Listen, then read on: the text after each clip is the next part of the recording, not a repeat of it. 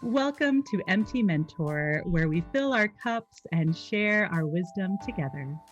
I am your host, Jennifer Hicks, and I am a board certified music therapist and licensed educator with over 20 years of experience as a clinician, educator, supervisor, and mentor. You can learn more about me and our MT Mentor podcast at my website, www.joyfulnoisesllc.com. You can click on the link at the bottom of the homepage to receive a free infographic and periodic updates, including previews of upcoming podcast guests and episodes.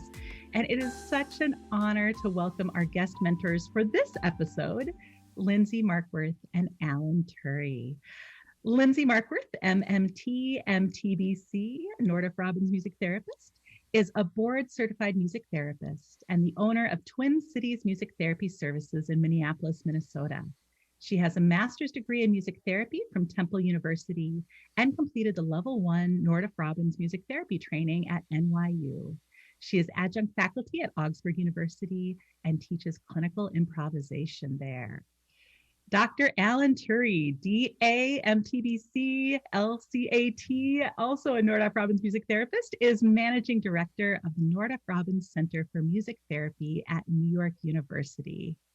The first music therapist formally certified to run a Nordoff-Robbins training course, he is responsible for the overall administration, research, clinical services, and the training program at the center. Alan also teaches clinical improvisation in the New York University Master's Program. He has lectured internationally on his work with a wide variety of client populations, including self-referred adults, psychiatric patients, and those with neuro-diverse learning styles. Dr. Turry is recognized for his innovative contributions to the Nordoff-Robbins approach. These include his success in incorporating contemporary music styles into the resources for creative music therapy, his use of improvisation and improvised songs in group music therapy, as well as his pioneering work with self-referred adults, integrating music psychotherapy and community music therapy practice. And you can learn more about both Lindsay and Alan via the links to their websites, which will be included in the show notes for this episode. Welcome, Lindsay and Alan. I'm so glad you're both here. It's a pleasure. Great to see both of you. Oh, so lovely to see you both. We're going to start by just giving both of you the opportunity to tell the music therapy students and professionals who are listening a little bit about your music therapy journeys and the work that you each do now. Who would like to start us today? What do you say, Lindsay? Should we choose? You can go ahead, Alan. Okay. I had a very, what should I say? A mother who was so free and willing to support any kind of expression on the piano that I wanted to do at age 3 and up. And I think my entire life was kind of pushing me into this direction of exploration, and I think music therapy was something that I was doing for myself before I even knew what music therapy was. So if we really want to start from the beginning, it was probably way back then. And, I feel very grateful for the experiences that I've had learning and growing and learning about people and music through my partnerships in therapy with the people that I've worked with. So, I started off as a very unconscious and kind of, what can I say? I had a motivation to help people, and I think unconsciously I was trying to help myself and my own family and what that meant. And just went on to do the kind of work that I think was always giving me the next step, or always having me feel like there's something more to learn. And here I am what I started in 1977, I still feel like I'm a newbie in a sense, because there's Yes. always something to learn. It's not like, okay, Hmm. now I've got it all together, and I've had these wonderful experiences with people from all over the world. Um, some of my first experiences as a music therapist was in a psychiatric hospital in a major city where people from all over the world were there, and I learned about music and um, was very, very motivated when I heard the work of Paul Nordoff, and when the opportunity arose to study that advanced training in Nordoff-Robbins music therapy, I jumped on that, and I'm very glad that I did. So I've been working as a music therapist. Um, yeah, so you tell me the time. I can't even tell you. 1981 is when I first started as a professional. So yeah, I mean it's been a fantastic journey. I don't get bored. Yes. Things change, things are always changing and developing, and this lockdown has of course Hmm. brought up a tremendous amount of challenge, and again opportunities for learning, I would say, because in a sense it makes you even more finely attuned to what is the client experiencing, what is the person on the other side really hearing, and how Hmm. can we create opportunities to really create engagement in a way that I never thought would be possible, to be honest with you. I just didn't even think it could happen. And we had people calling to ask, Nordoff-Robbins, did you guys just stop working because you're improvising? How can you do that online? I don't know if that happened with you, Lindsay, but people were kind of flabbergasted that we could even do the Yeah. work. And we've actually found that for some people it can be even more powerful. Hmm. But we can talk about that, if we want to get into the whole remote area. Yeah, But absolutely. yeah. So I don't know if that answered Thank your you, question, Alan. but I just kind of Yes. talked off the top of my head there. Okay. I love it. Lindsay, how about for you? What has your journey been like? Well, I feel like I accidentally stumbled upon music therapy. I When I was looking for colleges, I'm from Minneapolis, and I remember touring colleges locally in the metro area, and I visited Augsburg at the time, Augsburg College, now Augsburg University, and was at each place I visited, I was thinking about maybe music education or psychology with a minor in music, and I didn't even know about music therapy at the time. So when I visited Augsburg, that's when I first learned about music therapy as a degree and a profession, and there was something about it. I remember going home and reading more about it, and it was, as soon as I found out about it, it was like I knew that's what I wanted to do. It Hmm. sort of merged together. I was never really sold on music education. It just seemed like an option. So once I found Yeah. out about music therapy, that's that was when my journey started, and thankfully I got into the program there. And I think one really early on significant and another lucky event that happened in my early education was that Clive Robbins visited Augsburg I think when I was a sophomore and a senior. So the director of the program at the time, Dr. Roberta Kagan, and Clive were good friends, and so at the time I was working with a young man who was autistic and had Down syndrome, and basically communicated through music. Every person that in his life had their own song, and when you walked in the door, he sang your song, and Oh. he had very few words, but would sing all the time. Mhm. So I knew I was really drawn because of working with that young man. I was really drawn to working with people with disabilities, and but I think especially at the time, but even still, the sort of theoretical orientation within the Midwest and especially Minnesota was really highly behavioral in practice. Mhm. And so I feel like I was seeing a completely new way of working with people with disabilities, and using the music creatively to work with the client instead of sort of more of a, I don't know, I think some of the things I had seen in Practica were almost like using the music to fix the client or to normalize the client. And so when I saw Clive's presentations, I knew that that was the kind of music therapist I wanted to be. And I am not a primary pianist, right? I'm a cellist by training, classical cellist. And so I knew I had a lot of work to do in order to be able to use music in that way effectively. And I did one of the summer trainings at the Nordoff-Robbins Center and on clinical improvisation. I highly recommend those. It's a week-long introduction to Nordoff-Robbins approach and also clinical improvisation. It was really awesome, life-changing. And there I met someone who had done their internship at the Center for Discovery in New York. And so it seemed like one event led to another, and had a great influence on my journey that ultimately led to my dream of going through the program at the NYU, the level 1 training program. So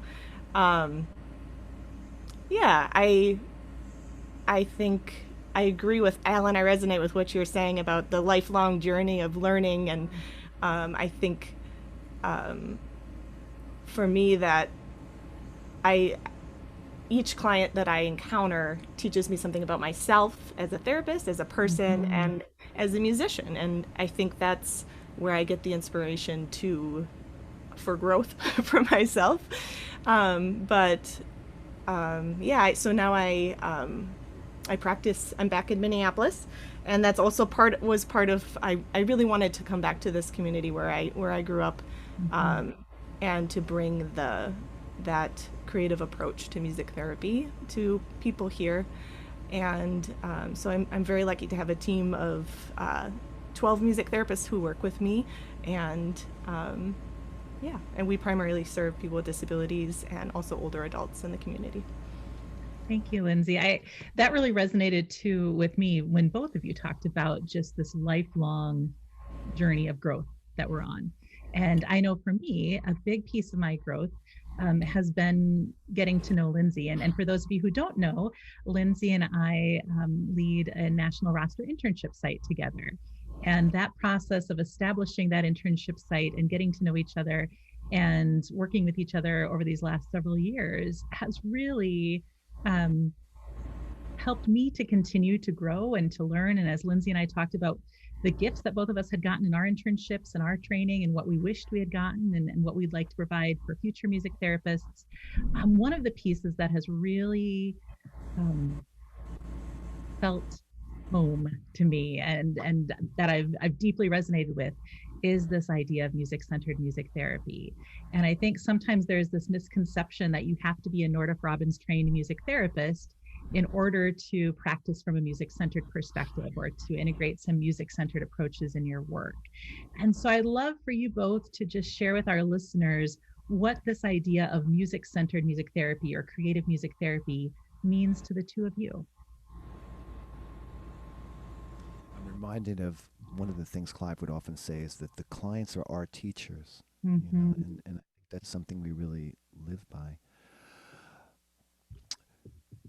Well, what I would say first is we are starting with how can we experience the client as a musical being, start with listening for any kind of communication as potentially a duet, a partnership, a musical partnership. And so when we say music-centered, we're really saying there's something, there's a core element of a person, their musical sensitivities, that really allows us to bring their developmental potentials to the forefront. And that can be done in many different ways with many different kinds of musical experiences. And it doesn't eliminate having goals that are not with the words music in it. You know, Yes. I mean, we'd like to see what this, how this is going to affect the person's life in general, of course.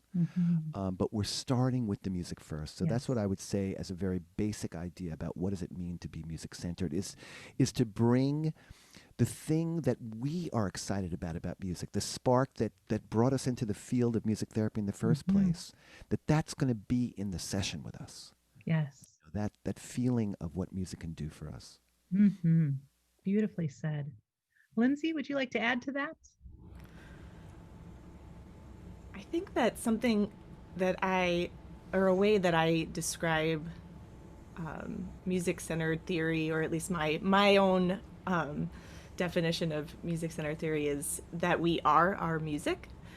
And so the way a person is in music, the way I am in music, is reflective of who I am as a person, who I am outside of the music. And so I don't know if a client is quiet and reserved in their playing, then that might be a reflection of how they're feeling that day, or how they present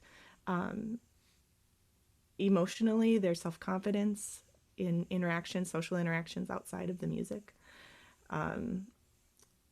Or something I see sometimes with my clients is in music, I only want to play the drum, and I'm only going to play this pattern over and over again. And sort of that rigidity almost can be a reflection of that same process outside of therapy. Interactions with people, I'm really focused on one topic that I really love. So within music therapy, we can work with the client's music, and using music to establish a connection, using the client's music, meeting them. I liked what Alan said about each person's meeting them in their own unique musicality, but then not just staying there, using the music and what we observe in the music, what we hear in the music, to evaluate the needs of the client, and then to use our music in this session to help facilitate growth and development and wellness and well-being. Right. Paul Nordoff used to say, when you're hearing somebody's tempo, you're taking their temperature, you're taking their musical temperature, you're getting their inner rhythms, their inner pulse. Is this somebody who has a rapid way of thinking, or how wide can their tempo range be? Could be how wide can their psychological life be? So you're looking at those things not just to make them better musicians, or more related musicians, although that could be what is manifesting in the music making, but it's really, what does this mean for the person? So I think that's an important thing to remember, that even as we're working on the level of music making, we're inviting development. And that's one of the great things about music, right? Because you can be supporting somebody's tempo, even as you're going to be working to break up maybe a pattern that's rigid, right? Someone once told me that you can look at the DSM as having issues regarding flexibility or organization. And we can see those things in music, in people's music, right? And so I think when we talk about music-centered, we're talking about how can we both support someone musically with our music, invite their musical expression, and also get a sense of how we can invite them to take their next step in the music. Yeah. And you mentioned earlier, Alan, that the pandemic has not stopped that. That's right. That is continuing. Would you like to share a little bit more about what your practices for both of you have looked like since March. Since the pandemic, since March, since our world changed? What has that looked like for you and your clients? Well, we pretty immediately, we were seeing about 100 clients at the center, and it's a wide range from very young to some people late 60s, all sorts of challenges, all sorts of folks.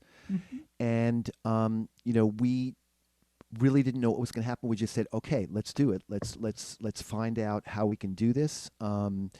We created our own protocols about how we could continue to meet beforehand, the therapist and the co-therapist in the remote rooms, to prepare, check out the sound. How can we get the best sound? What kind of, we did as much research as we could about settings of sound, getting the rights, communicating to our clients what would be the best settings for them.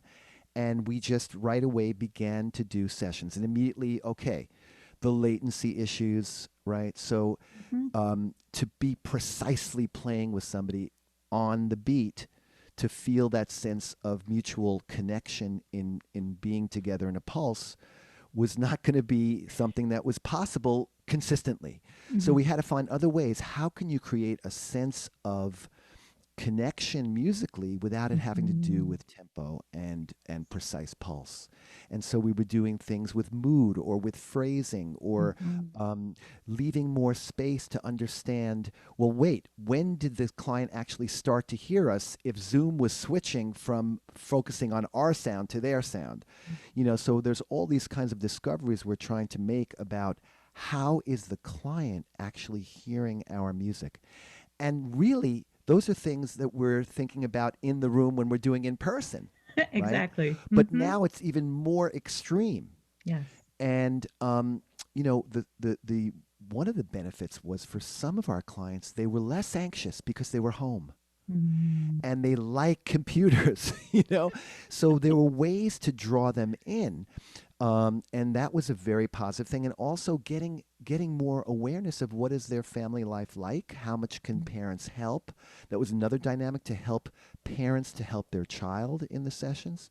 So we continue with about 65% of our clients. We were very surprised and very happy about how well it went. And then we wondered about, could we actually start therapy remotely? In other words, not know anything about clients, but do intakes. And we kind of explored different ways of trying to do this. One thing we've done that we didn't do before the lockdown was, when somebody is asking us to enroll their child into our program, we'll ask them if they could record their child in a setting where they're at, or even playing music or something, where we'll look at them on video a little bit in their own natural setting. And we've done intakes and actually been able to establish rapport, and that's an important thing to remember. So when people hear music-centered, they may think, oh, well, they don't care about relationship, or they don't care about dynamics. And of course, that's not true. I mean, who's playing the music? Yeah. People are, right? So, we've been able to establish, an alliance with people over the remote platform, which, again, we're working with 3 and 4-year-olds who could be really challenging, neurotypical to sit in front of a computer, but to do that with some who may have challenges to sit. We've been able to do it, and it's been really eye-opening that we've been able to do that. Thank you, Alan. And Lindsay, I know I've really appreciated that you have spearheaded actually creating some assessments around telehealth here in Minnesota. And have been doing a lot of work in responding during this time too, and not only for yourself and your business, but for our greater music therapy community as well. What have you learned? How have you pivoted? What has that looked like for you? Well, I think it's been so interesting, because I feel like I was always someone who was like, when I'd hear about telehealth delivery of music therapy, I'd say, like, that's not possible. We can't do that. It's music, and then the pandemic hit, and that was our option. So we shut down. We completely closed in-person sessions in March, and then slowly started. Mark Burnett, who was a music therapist here in Minnesota as well, he and I worked together to develop an assessment or checklist to evaluate, as sort of like just a way to more objectively evaluate, is this mode of delivery appropriate for the client? Is it going to be effective for the client? To have a guideline, and that was motivated by guidelines from the state of Minnesota for the reimbursement, the state waivers that we work with. But I think just as far as, best practice and ethical practice, I think it was an important piece to have as well. So we went through the process of evaluating our caseloads and seeing who was even interested. And I think what we saw is there was like maybe 20% of our clients were interested at first, the first couple months. We did do a lot of outdoor sessions over the summer, which was really great and interesting. But I did one a few weeks ago. It was like 49 degrees and my client was like, let's do it. So I had one of those experiences too. Yeah. Your fingers get cold. Yeah. The sun's sort of going down. It's like 4:00. Next week it's going to be 46. I think we're going to try it. I love it. I think that number will keep getting lower too. In Minnesota, it's like right now 30 feels cold, but in February. Were you doing it in the park? So were other people around? No, we do, I would say like 60% of our sessions are in clients' homes. So we would do it in the backyard of the client's home. Oh, okay. Because we did it. We've been doing a session in Washington Square Park. So we have to we've got to kind of find a place and stand in a way so that we have some kind of semi-private area because we can draw a crowd. Oh, yeah. Make some money too, maybe. Set out the hat. The community music therapy aspect of it, right? Exactly. Advocacy right there. Lots of advocacy. Right. Recruit more clients. Yes.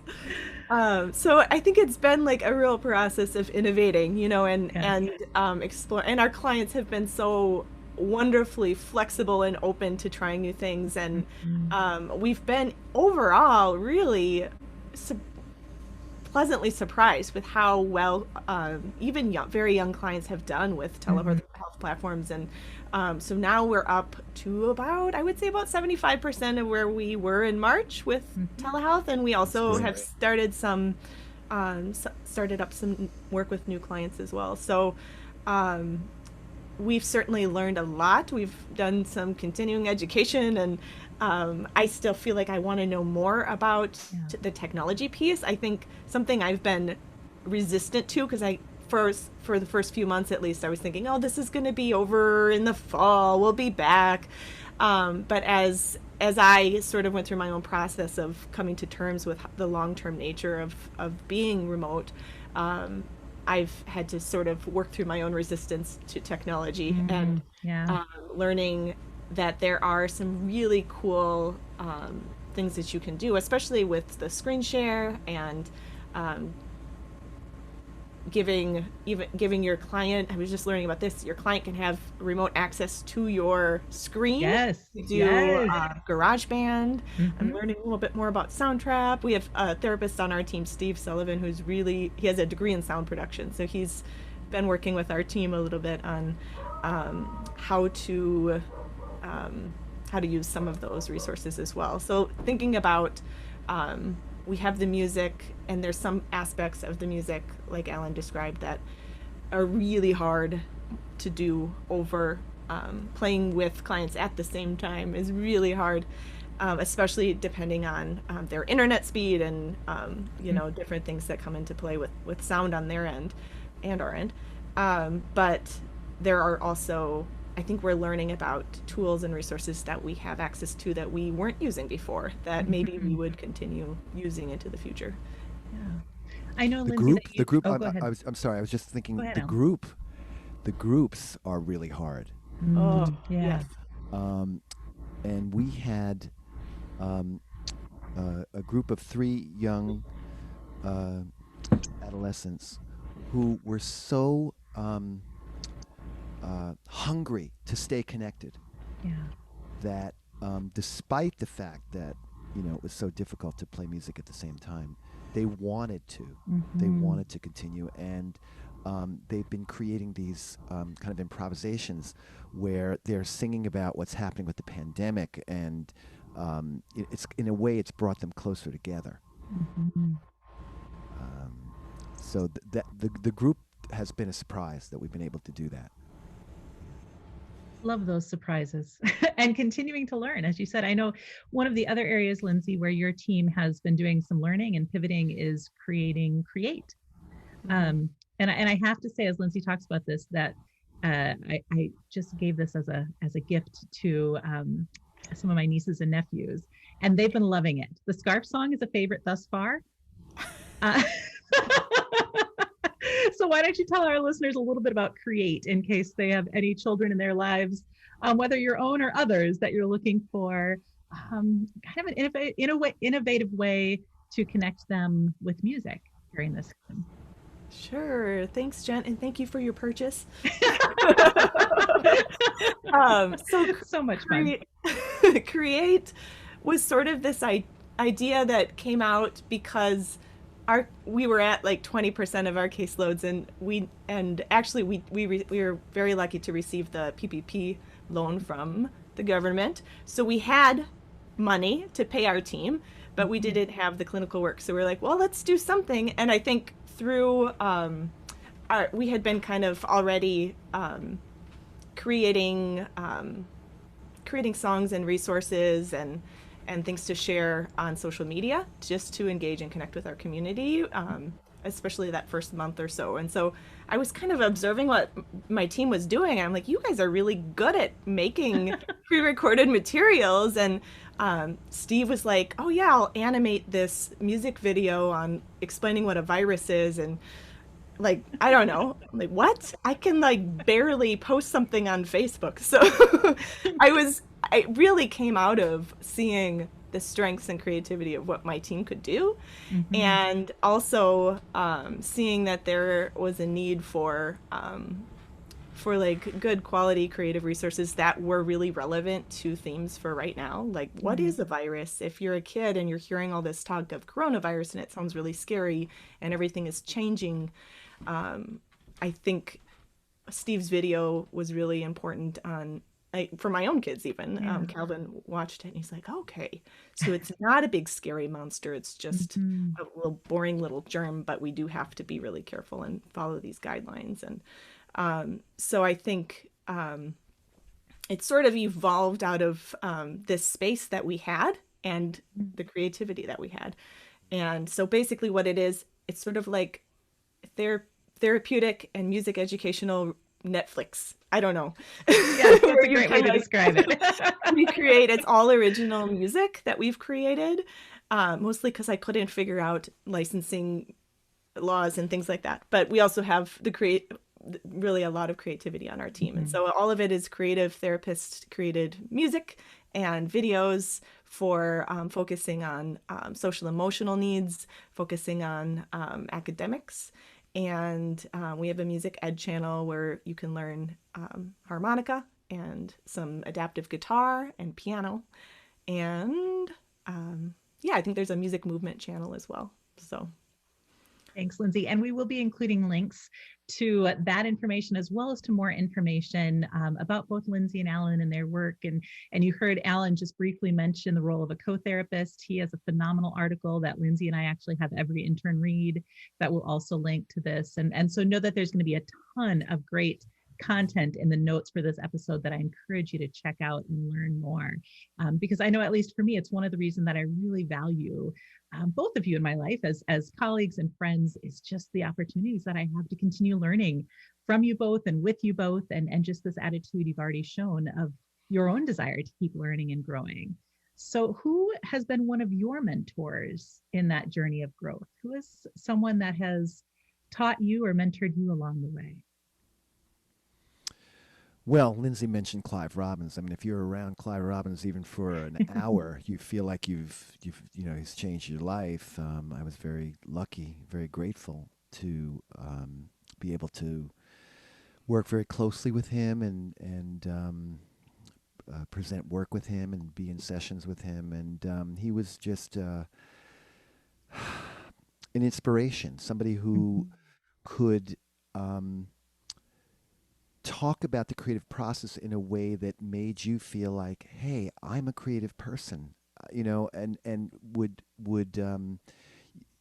would find ways to nurture you in a way that empowered you. It wasn't as if you were always looking up to him, but he would somehow make you feel like you were the person that he was feeling inspired by, So certainly he was a very big inspiration to me and in my work. I would have to say that I've had some clients that have been incredible inspirations who I find heroic and probably one person that I work with for over 20 years, Maria Logis, who I just learned so much about life and about courage and about what music could do. So if I were to name two people who were really inspiring to me, certainly those two would be at the top of the list. Barbara Hesser, who really worked to integrate theory about psychodynamics while still keeping music in the forefront and integrating different music therapy approaches. I'm very lucky to have been able to work very closely with her through many, many years. And she was somebody not afraid to bring together people from really disparate theories and finding common ground. And that was very exciting to be around. And I've been very lucky. I've had partners that are like brilliant people, David Marcus, Ken Egan, Michelle Ritholtz. I mean, so many people that, really were pioneers in their own right. And then I got to work with them, So, I mean, I hesitate to even like stop mentioning there's so many people that you could mention as inspirations. Yes. And also I think it's about, looking to be open to learn from people, so your mentors can be, a 3-year-old child who discovers something and you're like, wow, so, yeah. Yeah. Thanks, Alan. How about for you, Lindsay? I feel like I've had incredible mentors at so many different phases of my journey through music therapy. I think, of course, all of the wonderful people I got to work with at Nordoff-Robbins Center, Alan and Jackie Birnbaum, Michelle Ritholtz, all had informed my process in a really significant way. That was a really life-changing and professionally changing. It was on so many levels, musically, personally, professionally. I felt a real shift through going through that program, through your support. I think when I was doing my graduate work, I got to work with Ken Egan to do my graduate research project, which was really had a really significant impact on my clinical writing, especially. But I think, I've been very lucky to work with so many incredible music therapists throughout my career, and I think more recently, a colleague of mine, Lindsay Miller, who I've known for almost 10 years now, but she and I met out in New York. We worked together on the same campus, and we actually met by co-treating in sessions together. So she is someone who I still talk to a couple times a month, and we call it super friendship vision. And we okay, I love that term, super friendship vision. We're going to hashtag that. I love that. So we mentor each other on all aspects of life and music and work, and I don't know. So she's somebody who I really consider a close mentor. And then Jen, of course, working with you we were one of the first people I connected with when I moved back to Minnesota 7 years ago now. So, and I've learned a ton from you about supervising and working with students and through the process of our internship program, and how intentional you are about every step of the training and piece of the training. And so I've grown a lot as a supervisor through working with you. Thank you. Can I mention Carol Robbins, because I Please think do. he Yes. has been a tremendous inspiration, and for people who have not seen her work, hopefully you will get to see her work at some point. I mean, she was, I always say her voice was like an archetypal, maternal, beautiful aesthetic. I mean, if you were in a room with her and hear her voice, it was so nurturing, and a wonderful teacher. So, Clive, first of all, Paul Nordoff was, people hear his music and it's like, do you know anything else that's happening? You're just listening to Paul Nordoff. I mean, he was just an amazing, amazing musician. But Clive was a genius in his own right, and we spent a lot of time with Clive. So Clive's light shone brightly, but Carol quietly, she was just an amazing musician and therapist. So I just feel like I want to mention her name as somebody who's certainly an influence on me and many of the people that Lindsay mentioned at the Nordoff-Robbins Center. And also another person who may not be as well known in the States, Rachel Verney, who's a wonderful Nordoff-Robbins master teacher, I would call her. Certainly an influence on my work, and wonderful teacher, and Gary Anstill, also brilliant writer and wonderful musician. So just, I can't, if I stop to think, wait, I left out this. Don't worry, you'll get a chance to amplify anyone you forgot at the end. So it's one of the things I love about this, though, too, because some of these are names that the students and professionals listening will recognize, and some are names they might not. And as you said, people influence us in different ways, right? Some are louder in our lives. Some voices, right? Or music might stand out more. Some of the folks who influence us are those still, quiet voices underneath there too, and just the value of all the different ways that our colleagues and our clients and our friends and family can influence us and mentor us.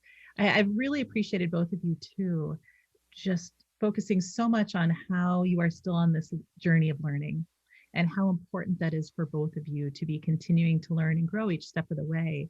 And so I would just invite you to share either a failure or a change that you've made in your life that has improved your life or turned out to be for good, or something that you've learned, because I think it's also one of those pieces when students especially are listening that they think, oh, they've done everything perfectly every step of the way.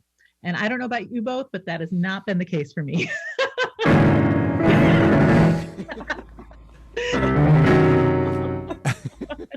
So what is one of those moments of dissonance from your journeys that you would like to share, and maybe something you've learned as a result? Why am I always going first? I can go first. I just, that was the pattern. I'm happy to go first if you like. Go for it, Lindsay. What is a moment of dissonance from your life? I was thinking about this, and I don't know if it's like a moment, but a collection of moments. And I was thinking about the common theme within those moments of dissonance or failure or just like awkwardness. And I think it has always occurred when I am trying to be somebody who I am not. So I'm thinking, like, there have been jobs that I interviewed for that I knew weren't quite right, but I needed a job, I needed to work. So I thought, I can do this, but ultimately I didn't get those jobs because they weren't right, and it wasn't authentic. And I think even another example that kind of came to mind was clinical moments where maybe I've had a lot of experiences where I've taken a client on from another therapist, and I try to like step into the shoes of that therapist and be that therapist. And it's always terrible. And the client sees right through it every time. And I think through those experiences where it it didn't go well, or I didn't get the job, or I don't know, even experiences in sessions where I'm more caught up in like my own ego of like I have to prove something. I have to. I think this came up at times during my training at the Nordoff-Robbins Center, where I was thinking like I have to like prove myself. I'm on film, and when I and it always got in the way. So I think a big lesson that I've learned from those experiences is the importance of being authentic and being present and not being perfect, not knowing, not feeling like I have to know everything, but also, but yeah, just being my imperfect self, Yes. but being real and just bringing who I am musically, who I am as a person. Thank you, Lindsay. How about for That's you, a great Alan? answer. That's a great answer. Yeah, yeah. I think when I try too hard, I make mistakes. And if I'm not grounded before a session, or I haven't gotten myself to a point where I can really be present or know what I'm feeling, I make mistakes. And I can think of just misreading a clinical situation, thinking a client is not really listening when they are, or trying really hard to engage a client when they already were engaged. Because I was trying too hard. I was not receiving. I was putting out. I was putting out. I was putting out. And I was not still. And I was not able to really attune. So, I mean, I could give you specifics, but it might be too painful for me to remember. I can remember, a client I was working with where, I thought something really important was happening, and I was very enthusiastically encouraging them, and then I saw a tear coming down their eye, like I was expecting too much from them, and one of the, you get better at that through time, and one of the benefits of indexing is that you really become very aware of your own body language, the way that you're sitting, the way that you're, the nonverbal things that you may not be aware of. You're looking at. You're looking at yourself. You're listening to the notes you're playing. I would say there are times when I play too many notes, and so I've gotten better at that. I've gotten better at being aware of when I can get carried away, So I say that, but I also don't want to discourage people from taking risks, Yes. and trusting your intuition. And, the bottom line is you're always ready to adjust what you're doing so that your partner, right? Your client is really a partner. You can get a sense of what the experience is like for them. You mentioned, Alan, being grounded as you come into sessions. And so what are some of the ways that you stay grounded or take care of yourself in order to be fully present for the clients as well as for your life? I mean, one thing is I always try to play before I will have a session. It might be to play for myself, just to get myself physically in the room and my hands in the room. And then it might also be, let me think about this client and play what's coming up for me. Is there something that's unresolved for me?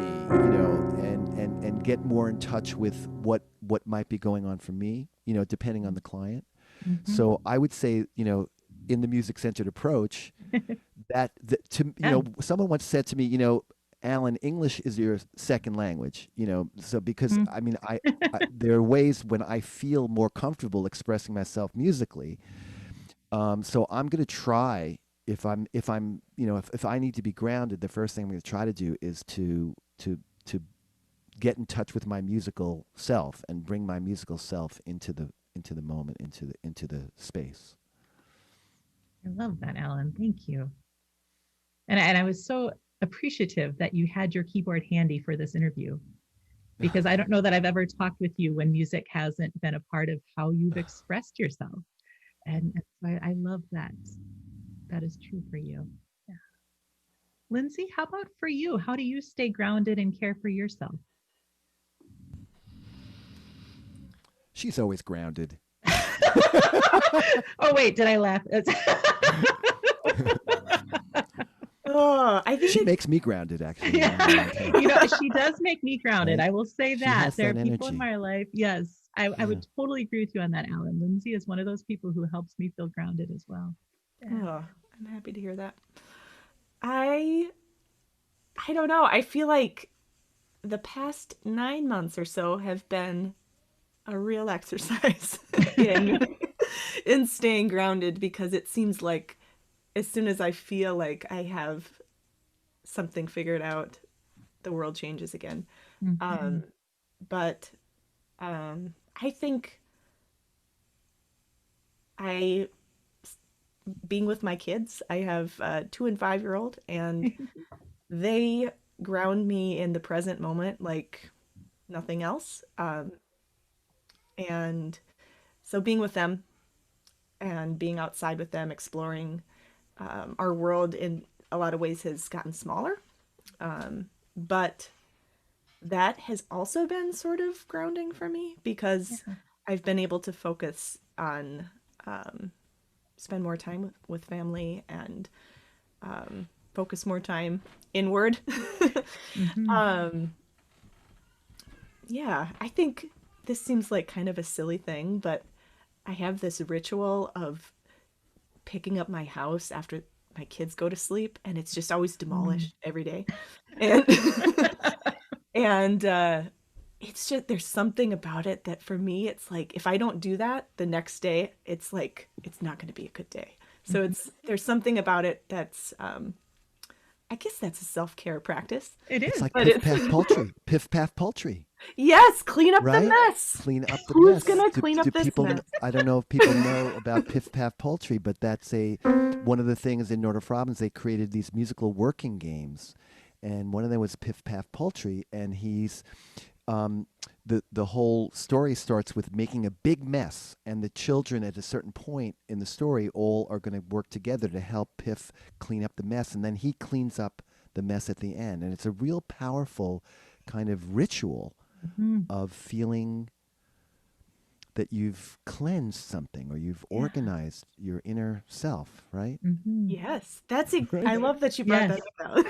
That's exactly it. Every day I'm doing Piff Paff in my home. Well, obviously the music of Nordoff-Robbins has been influential in both of your lives, and continues to resonate. What is some other music that has influenced you, or some books that have influenced you that you'd like to share with the listeners?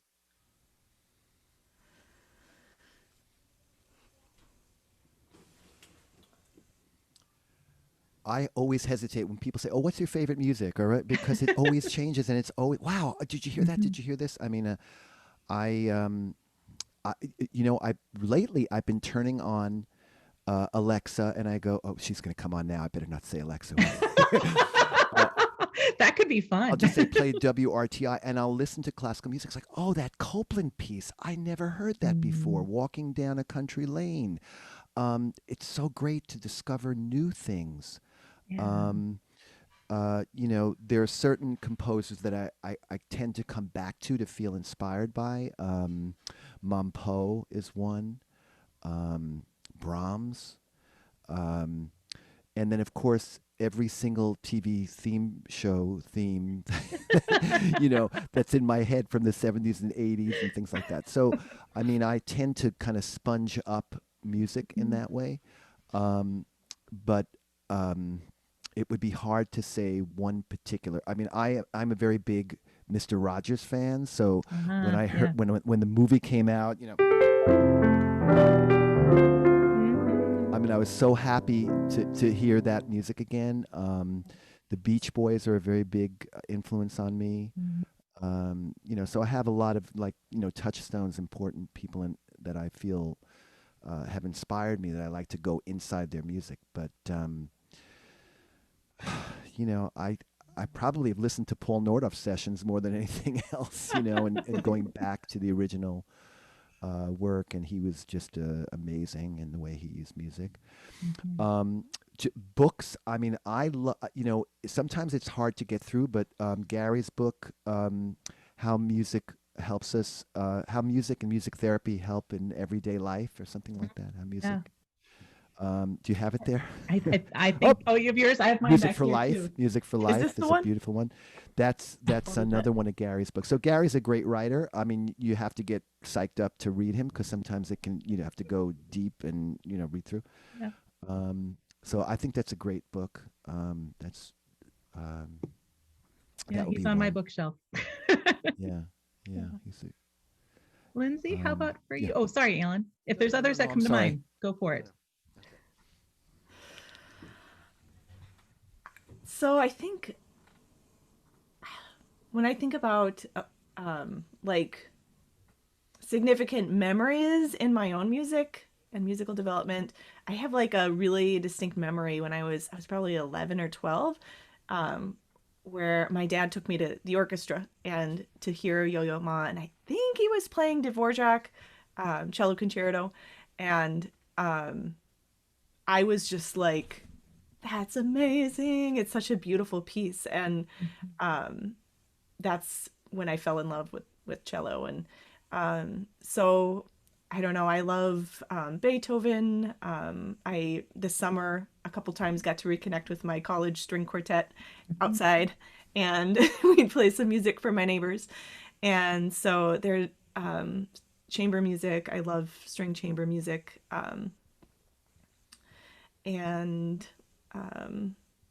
I think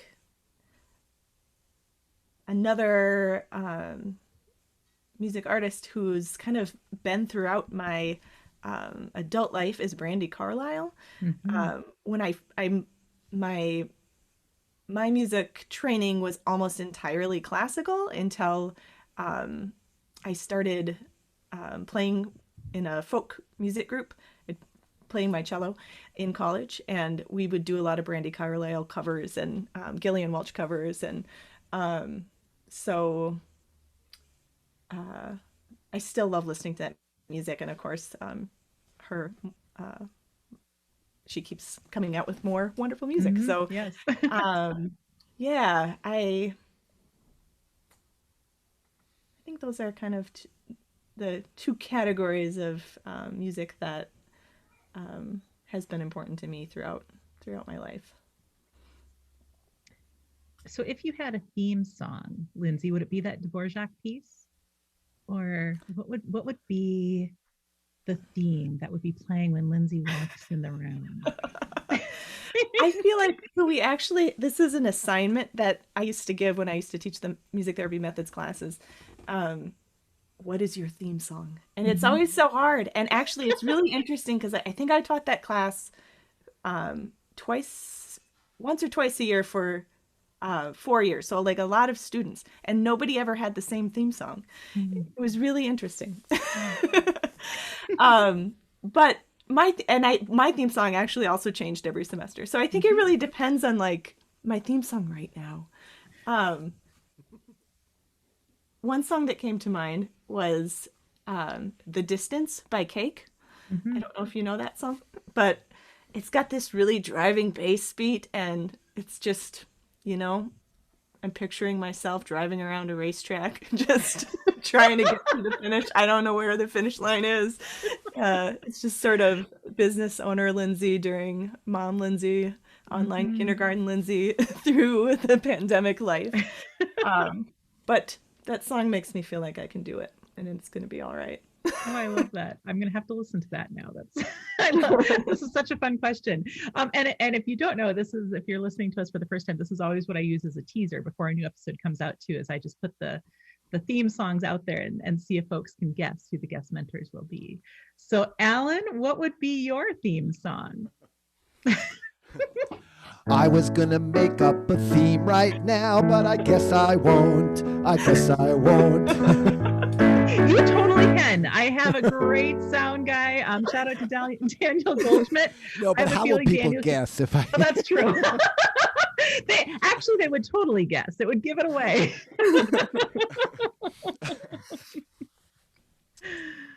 I guess it would be... I mean, this is a song that I often come to when it's like, let me get into myself. So.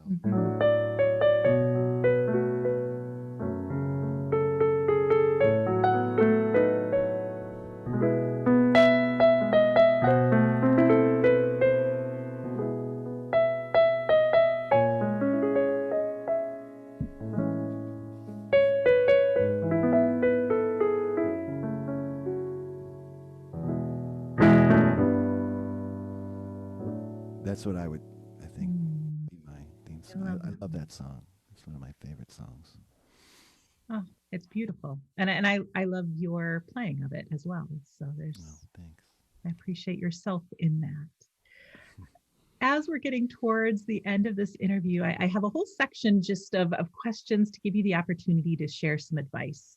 Some advice for students or professionals, advice that they should listen to, advice they should ignore. What advice would you like to give today, particularly for students who are listening, but also for professionals too, knowing that we're all always learning?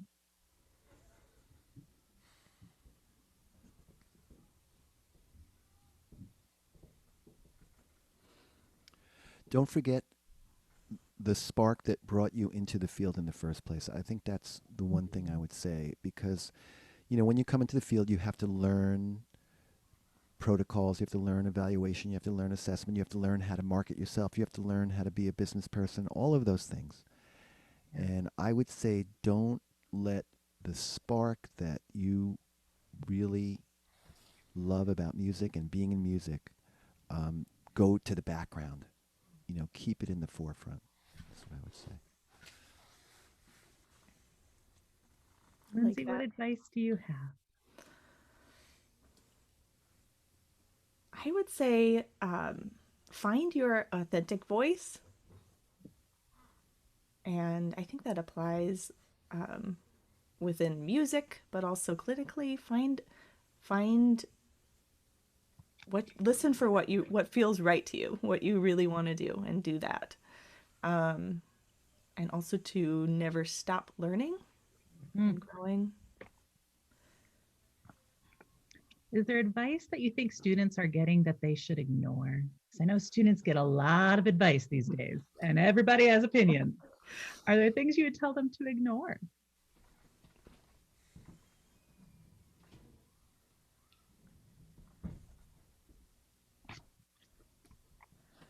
I do have one thing. I have heard this, and I don't know who's saying it or where it's coming from, but I've heard this from students, and it's that only Nordoff-Robbins music therapists use improvisational methods. Jen, I think, we both hear this. We both hear this. And that goes against the AMTA, what you're supposed to learn as competencies, right? Yes. Everybody's supposed to learn how to improvise. Right. Yes. And it's still out there. And it's still, yes. Yes. So I want to say that's not good advice. It's one of our 4 methods that you must learn. And quite frankly, one of my personal favorite methods, if I'm being completely honest. And but what is that? That's strange that people would get even that impression. I mean, what does that mean? Are people teaching them that? I mean, it's kind of scary. Yes. Yeah. Yes. And I do think there's a piece of it, Lindsay, like you talked about coming in and as not a piano major, and it's something that we talk about with interns all the time, is particularly when our field in the past, and this is changing, which is a good thing, has been composed primarily of folks with classical training who've grown up with a very right way of playing things in a wrong way. I think that improvisation can feel really scary. And so any advice that you'd have for some of those students who may know they're supposed to be learning improv, but it's a big old scary world out there?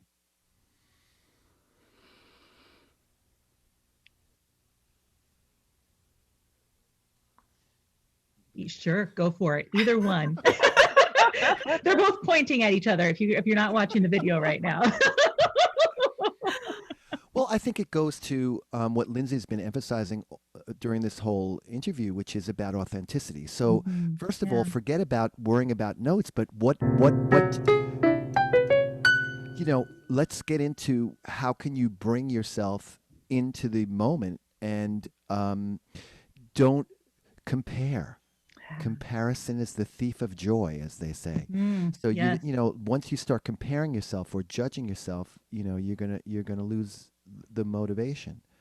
Look, there's no easy way around experience, and so it's a matter of doing it. And you don't have to improvise like you're playing a Mozart sonata, but you work to develop your language, right? Yep. So, when I first started improvising or when I first started playing, a lot of it was root position. You start with what you know, and then you start developing, okay, well, I'm not going to play everything in root position, or, and you just your fingers start to get a memory, and you start to hear what you want to play, and you just keep on working. So I don't think there's any easy way. I wish I could just, wave a magic wand and everybody would feel excited about it. But I think it's, the piano comes with a very big intimidation factor. There's this right way you have to play it, and there's technique. And, it's true. Yeah, there's a lot to be said. But how come people can sit down and play a drum and not worry about it? Or, so you want to bring that kind of attitude and find easy ways to start off. Where you're not being held back by, those technical things that you'll develop as you play more and more. Absolutely. Yeah. Anything else that you found helpful, Lindsay, as you've worked with students learning to improvise? Yeah, I think there is an aspect of learning to trust your own music and to trust the music itself. Yeah.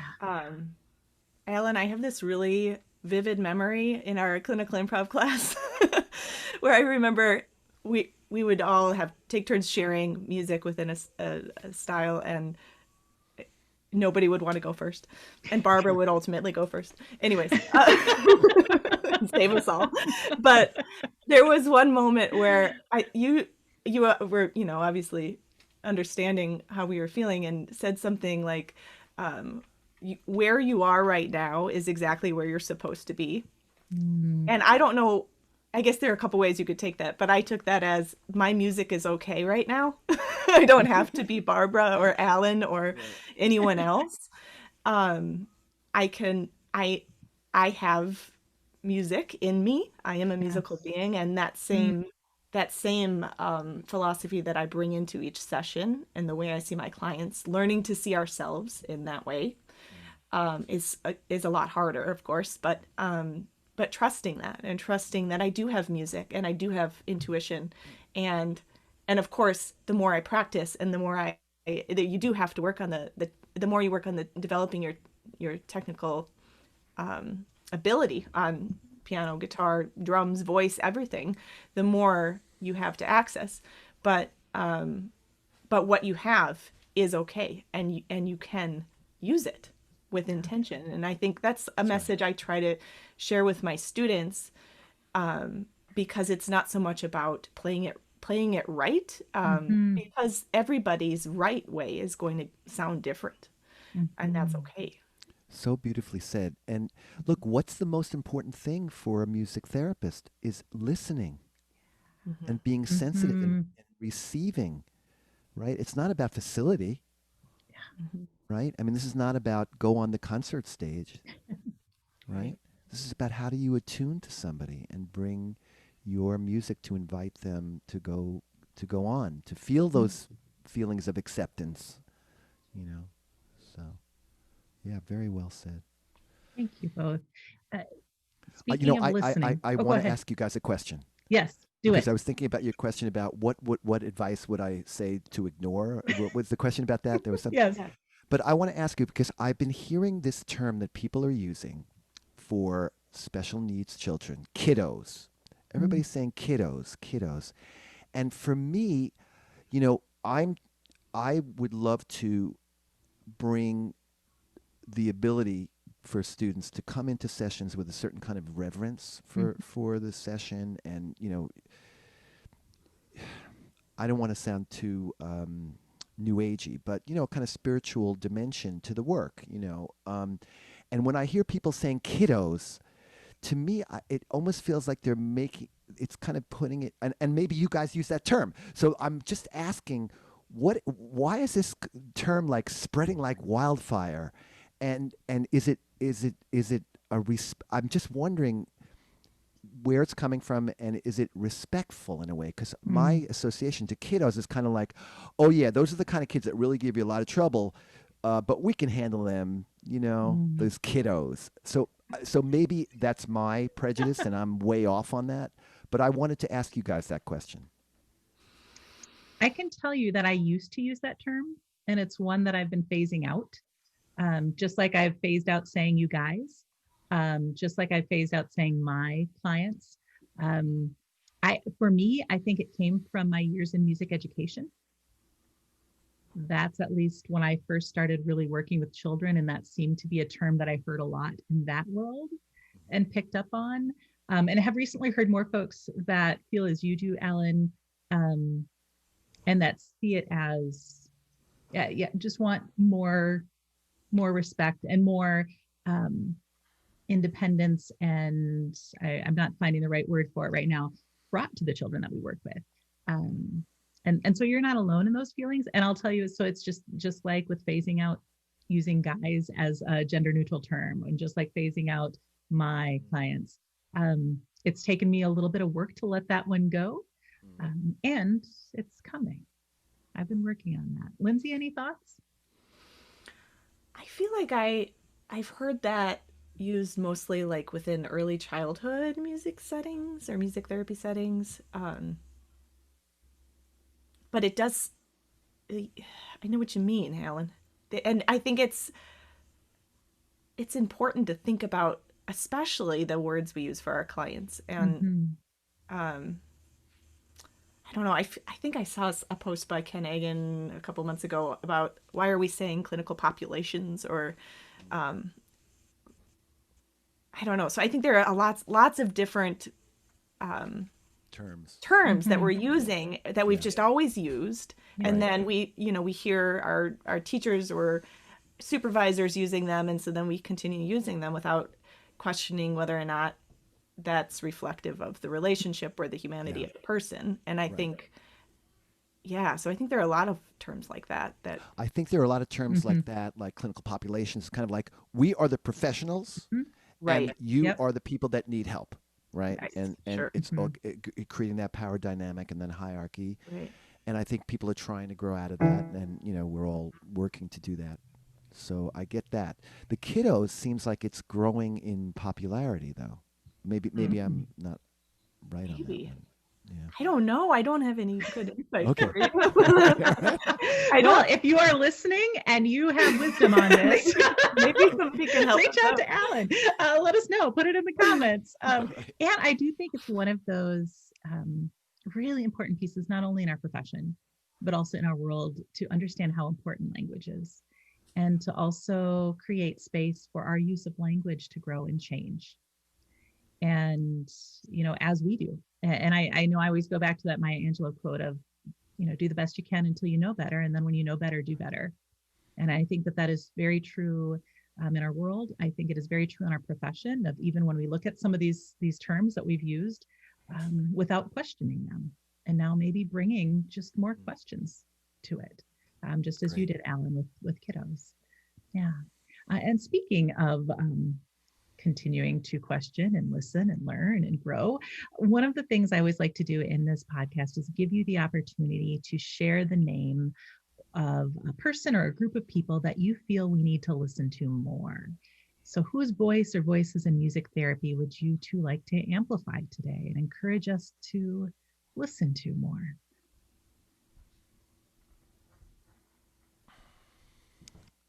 Well, the whole neurodiversity movement is very important. Yes. And, I'm grateful for the partners I've had in therapy who've taught me about being sensitive to those issues. Certainly, you know, the racial justice movement and all of the work that's being done to sensitize people to the power dynamics, and I think that's an important movement that I hope continues to gain strength and momentum. Mhm. And it's an interesting piece, just as an add-on to that previous conversation, of understanding the language of oppression and the language of power. And as you talked about, when we use that language as therapists, and I fully admit to having a very humanistic, person-centered grounding, and really like to come into sessions as partners and equals, as you do in music-centered music therapy as well. We're partners in this, versus this power dynamic, and understanding that there is a power differential there. And so understanding that our words will have extra meaning and extra connotations because of that. And then when we add on the pieces of race, or when we add on the pieces of other identities that have been minoritized or oppressed, that it becomes really important that we're aware of that. Thank you. Lindsay, how about you? Whose voices would you like to amplify? I think I've been doing a lot of work around the social justice movement, especially in Minneapolis here, where George Floyd was murdered. Yeah. He was murdered equally between my house and where I work, so Yes. very much in my neighborhood. Mm-hmm. And so I think that has been a movement that has I've really engaged in a way that I should have been engaged in more previously. But it has been this semester working at Augsburg. I think it's been I've been learning a lot about the experience of minoritized students. Yeah. Had a couple of students in my class who have been very courageous to share their experience with me of what it's like to be in such a white-centered music program, and a white-centered school, and a white-centered profession. And it has really informed the way I look at the whole system of, that I exist in and have existed in for many years as a music therapist. And impacted my own understanding of all of the change that is needed. So I think obviously there's monumental change that is needed within our profession, but I think it's really important, especially for those who are teaching at universities and colleges and supervisors, to create space intentionally to listen to these students and interns and young professionals, because I've learned so much through those conversations. And once we when we can sit down and listen and hear about the experiences and what needs to change, then we can get to work making those changes together. I think just thinking about the university, how all music programs are centered around white classical musical traditions, and how that actually does not serve the clients that we will be serving, and it also can put up barriers for students who would be incredible music therapists. So I think those are just a few things that I've been thinking about lately. Yes. As many of us have, and it is an important conversation that we need to have. And as you said, to create the space for listening within those conversations. Yeah. As we finish up, Lindsay, I realized that I was so into the music you were sharing that I didn't ask if there were any books that you wanted to share or shout out. So I want to give you a chance to do that before we finish up here, in case there were some that you were really excited to share about, and I didn't give you the space to do that. The book that I was thinking about sharing was actually Music for Life, so I did share. I held it up. That was the book. Perfect. I love it. That was the book that my first job was in Indianapolis, and I read that book, and it helped me a lot. Yeah. Oh, yes. That's all. Any other final words of wisdom or thoughts, things that you haven't had the chance to share that you wanted to from either of you, or music that you'd like to share, Alan?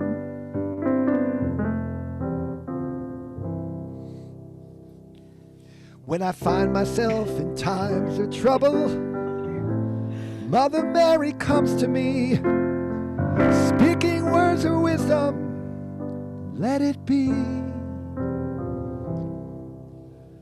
I don't know if that's the final words of wisdom, but that's what came to my mind when you said that. I feel like I've tried to give every ounce of wisdom throughout this entire time. I don't know if I have anything left. Oh, and I love that your words of wisdom came from your first language, music. So thank you for that. Lindsay, anything you haven't had the chance to share that you would like to? I don't think so. Well, I'm all out of wisdom too. I don't know if I had any to begin with, but I'm all out of wisdom. I'm all lost without you. Oh, I love it. Ways you can tell that this is a podcast with music therapists. Oh, thank you both again for joining us. And thank you to our listeners as well. And if you have not already done so, please make sure to subscribe to this MT Mentor podcast today so that you don't miss an episode.